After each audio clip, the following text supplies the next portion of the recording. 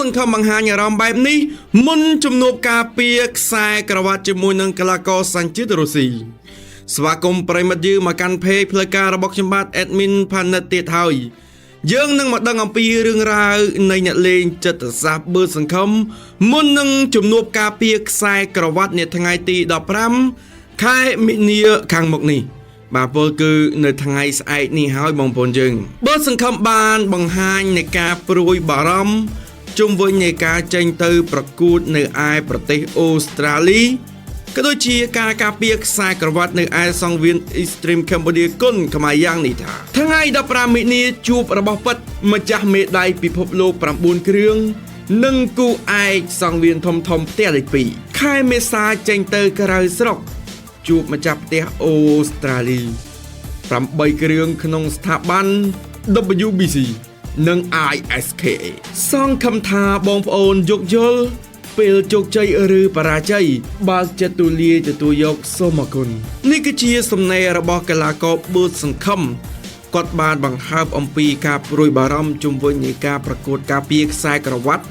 បាទជាមួយនឹងកីឡាករសញ្ជាតិរុស្ស៊ីអាស្លានបែកបាននាថ្ងៃទី15ស្អែកនេះហើយគាត់ថាបើសិនជាចាញ់ឬក៏ឈ្នះយ៉ាងណាក៏ដោយបងប្អូនយើងទទួលយកបាទក៏មានការជេរប្រមាថអានេះ admin និយាយជំនួសគាត់ទៅចោះបាទទទួលយកព្រោះថាប៉ះគេសិតជើងខ្លាំងដែរបាទ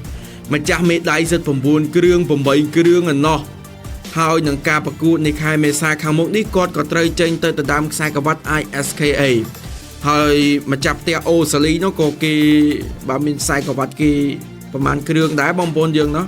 បាទទាំងស្ថាប័ន WBC និងស្ថាប័ន ISKA ដូចគ្នា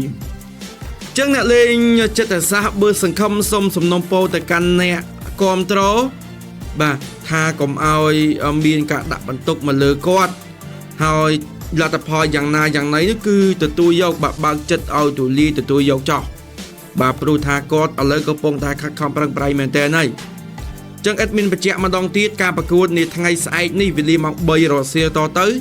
បាទនៅស្ថានីយទូរទស្សន៍ហងមាសអញ្ចឹងមានការប្រកួតដណ្ដើមខ្សែក្រវ៉ាត់ចំនួន4គូផងដែរគឺហាន់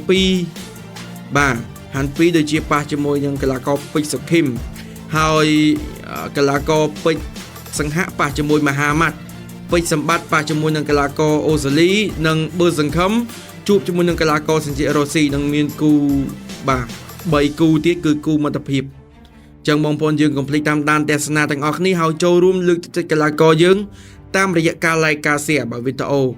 បាទសូមអរគុណប្រិយមិត្តយើងជួបគ្នានៅវីដេអូក្រោយ